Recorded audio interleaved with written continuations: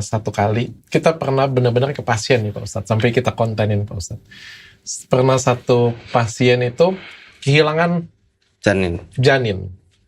Kehilangan janin. Pada waktu itu aku masih ingat banget sih, saya masih ingat. Saya pengen tanya dengan Ustadz Khalid. Ustadz Khalid percaya kalau misalnya ada janin anak? Itu belum dilanjutin ceritanya gimana? Ya, hamil. Lalu dia bilang dia kehilangan anaknya. Dia kehilangan anaknya. Oke, saya ceritain pada waktu itu. Mungkin Ustadz Faizal masih ingat ya? Iya. Waktu itu kita datang, ada ibu hamil, datang sebagai pasiennya beliau, bilang bahwa dia kehilangan anaknya. Dia bilang, minta diruqyah, habis diruqyah, saya biarkan semuanya berjalan apa adanya, diruqyah oleh Ustadz Faizal, dia nangis-nangis, teriak-teriak, dan lain sebagainya. Habis sudah selesai, saya minta semua datanya. Saya bilang, mana ininya? Saya bilang, mana USG-nya, saya bilang, apa ininya, dikasih lihat ke saya, kayak gitu punya, bayinya hilang katanya, bayinya hilang, padahal ini USG-nya, dari USG ini bayinya hilang, saya pegang USG-nya, yang mana hilangnya, bayinya ada di sini, bayinya ada di USG, terus hilangnya ada di mana, ya kan, lalu benar-benar dia hamil, katanya dia hilang.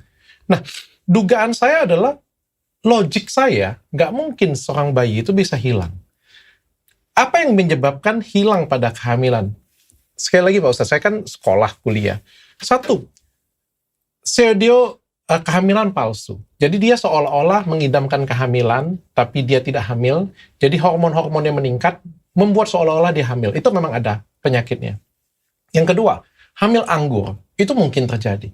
Yang ketiga, dia benar-benar hamil, tapi di ujung kehamilannya terjadi adanya keguguran atau matinya janin. Dan matinya janin ini membuat psikologisnya itu berubah. Psikologisnya itu tertekan parah. Sehingga pada waktu diaborsi atau pada waktu dilahirkan, dia kehilangan momen ingatan pada waktu itu. Dan keluarga biasanya memberikan keterangan pada dia, itu hilang supaya mempermudah hal tersebut. Karena bagi saya, kalau kita bicara kehamilan, saya punya duit 10 juta nih Pak Ustadz. Sini, taruh. Duit aja nih Pak Ustadz kita bilang. Terus saya keluar nih Pak Ustadz. Kita keluar sama-sama. Terus kita masuk lagi. Mana duitnya? Diambil jin. Pak Ustadz percaya nggak? Saya nggak percaya. Saya nggak percaya. Saya lebih percaya ada orang yang ngambil duit tersebut. Ya, walaupun siapapun yang ngomong di sini, kita semua sama-sama tahu bahwa ini diambil jin. Menurut saya itu tuh dibuat oleh manusia. Karena it's not something logic. Kalau misalnya sihir ada nggak? Oke, saya percaya. Mungkin